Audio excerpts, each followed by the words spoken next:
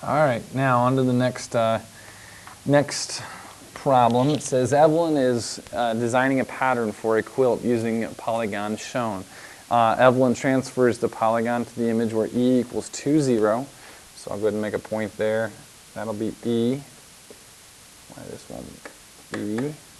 Okay, and then R is going to be at 6, negative 7. 6, negative 7. R. Okay. Which transformation could Evelyn have used to show that the images are congruent? Well, we're going to try to move these images. The first one is going to be a reflection. The second one is just a translation. The last two are rotations. So the very first one is a reflection over y equals x plus 2. My y-intercept is 2. Let's change the color here. And a slope of 1, so up 1 over 1.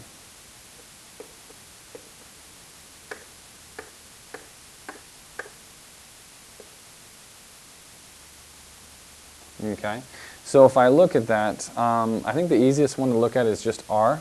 Okay, can R go from here, reflect across here, back to there? The answer is no. If I go up 1, 2, 1, 2, here is where R will lie after I do that. Okay, so as a result, since R doesn't match, it doesn't matter what E is doing. So I'm just going to go ahead and say that one isn't going to work. If I go on to the next one, translated 7 units right and 4 units down. This is the easiest of the two. 1, 2, of all 4, I should say. 1, 2, 3, 4, 5, 6, 7, 1, 2, 3, 4. Good. 1, 2, 3, 4, 5, 6, 7, 1, 2, 3, 4. Good. So I've got those two in the exact spot that I need them. I know that has to be my answer. Now, for the next two, the figure is rotated 135 degrees clockwise. So we'd be moving in this manner right here, okay, about point Q. So if I find point Q, where are we at here? 135 degrees clockwise. Now, if I go ahead and move this clockwise 135 degrees, let's just take R for example. I think it's right there is R. 90 degrees would be here. Another 45, why am I going counterclockwise? Sorry, clockwise. Clockwise. There we go. I don't know why I said that. 90 degrees would be here. Another 45 will be somewhere, in the middle of this quadrant right here, breaking that quadrant in half. So I'm going to be up in here somewhere with R. I don't have to be exact because I know that wherever I'm lying in this quadrant isn't down here, and so as a result, that rotation just will not work out. Okay. For the last one, I've got a 90 degree clockwise rotation about point -3, -1. Okay. Now from there, let's go ahead and do this. -3, -1 is right here. What's interesting about that location right there is that it's the midpoint of both of these segments. Okay, up 2 over 5, up 2 over 5, or over 2 down 5, up 5, left 2. So as we look here, the slope of EG has a slope of 5, -2, and the slope of HI, or HF, has a slope of, let's see here, up 2, right 5, 2/5. What do you notice about these slopes here? Oh, they're perpendicular. Yes, very good. Okay. Now, why does that help me out in figuring this rotation? Well, the rotation here, 90 degrees clockwise, if I'm starting at, let's say, point E, okay, remember I'm trying to get to 2, 0 here, clockwise would move me right to point F. Okay. Now, that's pretty close to where it should be at 2, 0. So maybe we should double check to make sure that R isn't going to be at 6, -7. So if I start here, 90 degrees clockwise, I'm going to go somewhere right in there, okay, somewhere over here. Obviously, that's not the same as our location that we're looking for, which is over here, which is why that's not going to be your answer, okay? So, again, trying to give you some tools there that you could use to go ahead and figure that out there.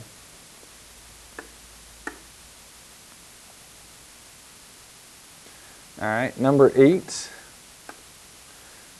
Okay, Catherine uses the triangle to prove that the lines are parallel to one side of the triangle. It divides the other two sides proportionally. All right, a part of the proof is shown. Okay. Now remember, we're trying to prove that this line, these parallel lines, divide the two sides proportionally. Okay, so these lines here, these parallel lines, divide this side and this side proportionally. Okay, so that's got to be our last step of our proof. Now, if you look down through your proof right there, let me go ahead and scroll down here. Okay. All right. If you look down there, I've only got two proportions for the last step.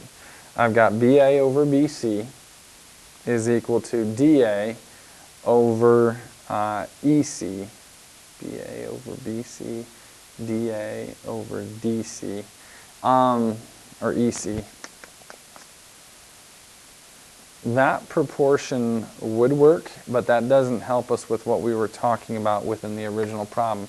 Remember, what we were talking about with the original problem is that those lines divide the sides so that they're proportionally. Okay, so we have to set them up that they've been divided proportionally, and so the only answer, that really being the very last step, is going to have to be that one.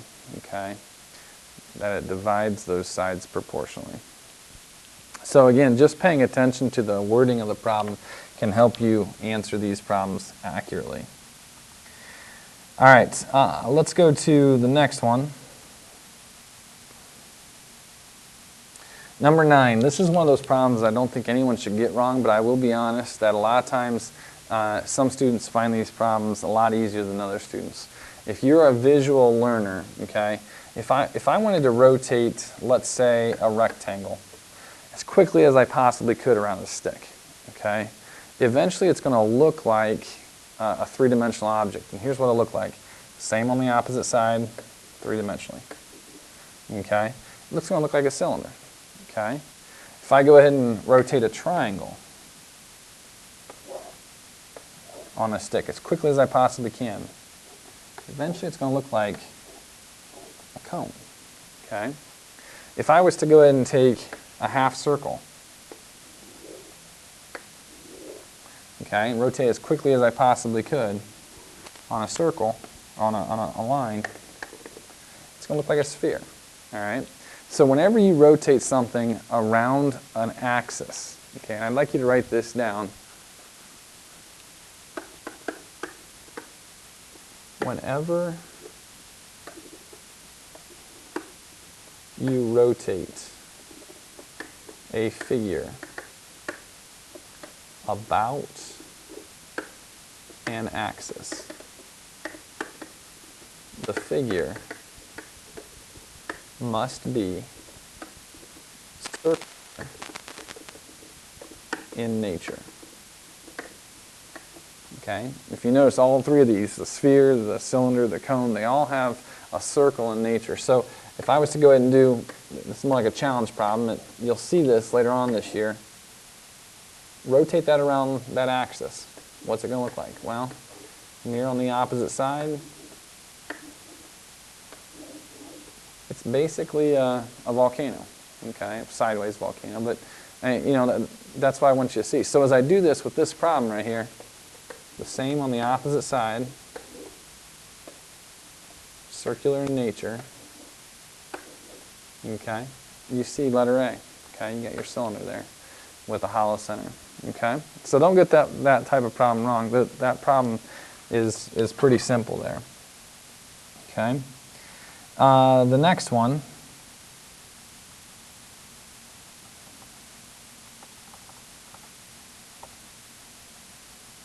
okay, number 12 or 10, here's what we have.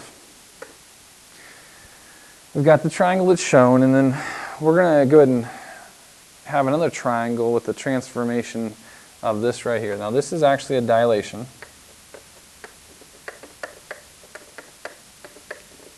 Okay, and the 0.2x and 0.2y, what that's referring to, 0.2, that's 20%, or 1/5.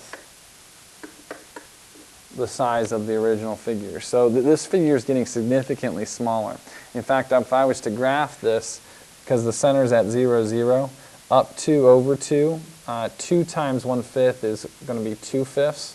So I have almost like 40% up and 40% over, not quite half. Okay. For R, it would be up 3 over 3, so I'm actually looking at something a little more than, it'd be 3/5 or 60%. 60%, somewhere in there. Okay, and then the last one is over 1, down 3, so we're looking at 20% and down 60%.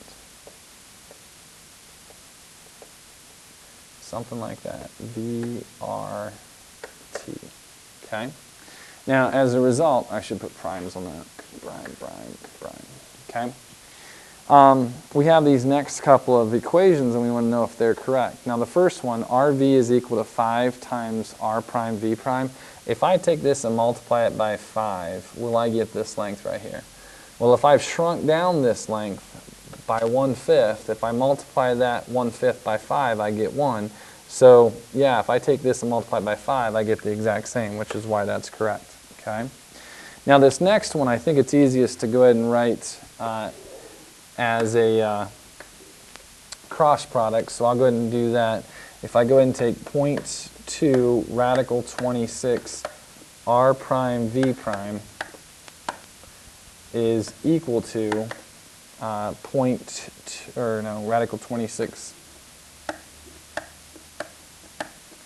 RV, okay?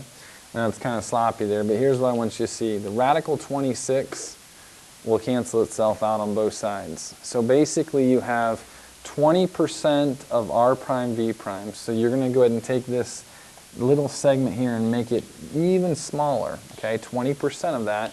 Will that equal RV? Well, I think you can see if I make this even smaller than what it is, you know, it's not going to be equal to RV. So that's why it's not a possible answer there. Letter C, we have kind of the same thing. If I go ahead and take the radical 10s and cancel those out, okay, you have 20% of RT. So if I go ahead and take this length here and take 20% of it, will I get this length right here? Well, we've already discussed that we took 20% of it to get that length initially. So yes, that will be correct, okay? The next one, if you take 20% of R prime T prime, if you make this even smaller than what it already is it possible to be this length right here? The answer is no, which is why we cannot have that one right there. For the last one, I need to take a look at my notes here to see what that last one says.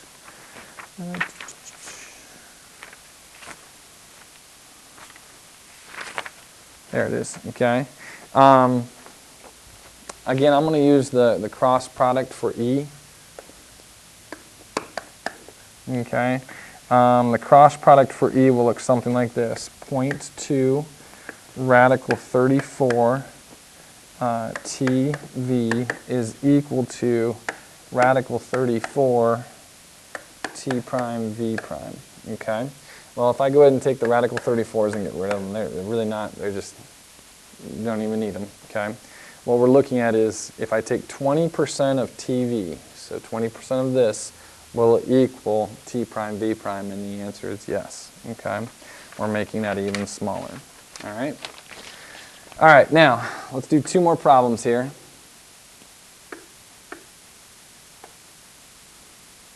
Number 11 is a pretty simple problem here. The wording's a little weird. It took me a moment to kind of figure out what it was actually asking, but here's what it is. You have 3 points that are collinear, and then we have these segments within the full segment that have ratio A, B to AC is going to be in ratio 2 to 5. Okay? We know that point A is located at negative 3, 6. So if I go ahead and graph that here, negative 3, 6. Okay, so that's point A. Point C is at negative 3, negative 4.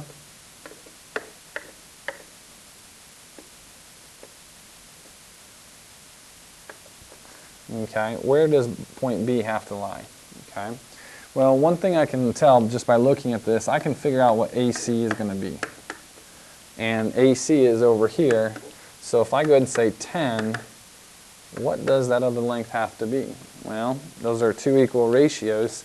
So if I say 2/5 is equal to x over 10, 5x equals 20, divide by 5, you get x equal to 4. Now remember, x is the length of AB, okay?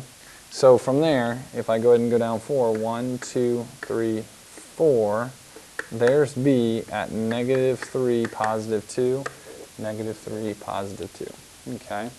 So again, my reason showing you that type of problem is, again, it's not very hard. Just want you to understand how to set it up there. Okay, last problem.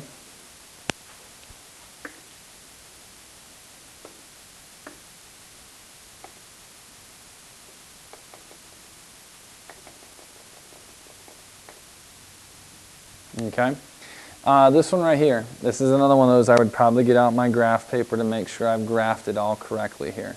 So if I go ahead and do this, we want to center it at 1, 1. Okay, so there's my center point. Okay, and I'm going to increase the size of this quadrilateral by 2.5 times. So real simple, take the distance from the center point to each of these points and multiply it by 2.5. So over 2, so I multiply by 2.5, that'll be 5. 1, 2, 3, 4, 5. That's where M prime will be. A prime will be the exact same spot. Okay. If I go down 1, 2, 3 over 1, 3 times 2.5, let's see here. Let's see. So that would be down 6.5, 5, 7.5. Yeah. So if I go down 7.5, 1, 2, 3, 4, 5, 6, 7.5, and then over how far? 1, so it'll be 3.5. 1, 2, 3.5. Okay. And the last one is down 1, 2, 3, 4, 1, 2, 3, 4, 5. So this is going to be down 4 times 2.5 would be down 10. Okay, so 1, 2, 3, 4, 5, 6, 8, 9, 10. So we're down here. And then over 5, right? 1, 2, 3, 4, 5. 5 times 2.5 is over 10, 12.5. So let's see here. 1. So that would be 6. Now here's what I'm going to do. Okay. If I go ahead and draw a line through each of these points. Okay. Let me go ahead and pull up my ruler. Do I have it on here? Yeah. Okay. Remember, if I've drawn this accurately enough, all of these points should come back to the center of dilation. So that one does there. Okay. And this one out here should go all the way out to the center of dilation out there. So we're looking at that point right there. Okay, now how far is this over? Remember, this length here is 12.5 units over. Okay, so as I connect these up,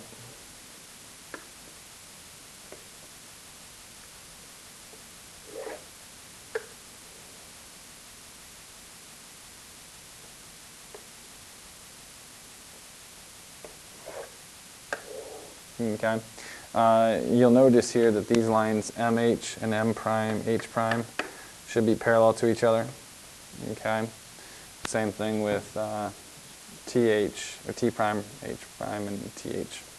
Okay, so from here, what we want to know is the length of MA equal to the length of M prime, A prime. Obviously, you can tell that there. They're not the exact same length, so that one's gone. Is A prime, T prime, and AT going to overlap each other. We can see that happens there, so that's good. MA and M prime, A prime will overlap each other. We can see that happening there. Okay.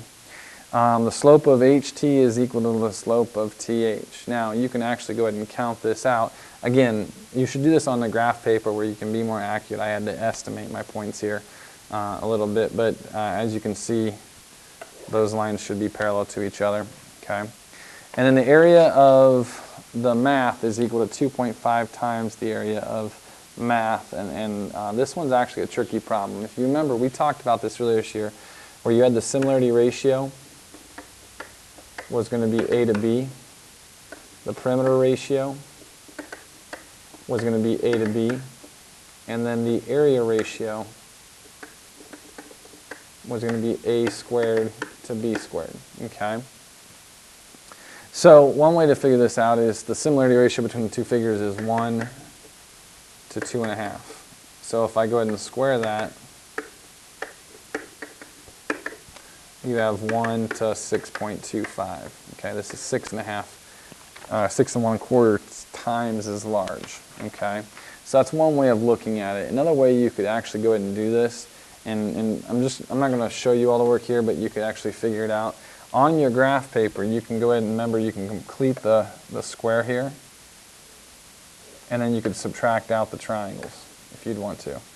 Okay, and that would give you the area of that quadrilateral. You could do the same thing with this one. Again, if you do it on actual graph paper, it would, oh, I don't want to do that. There you go. It would be a lot easier to see, and you can subtract out those triangles as well. Okay? So you'll get the same exact answer, the area of the one to the area of the other. It's going to be 6 1/4 times. So,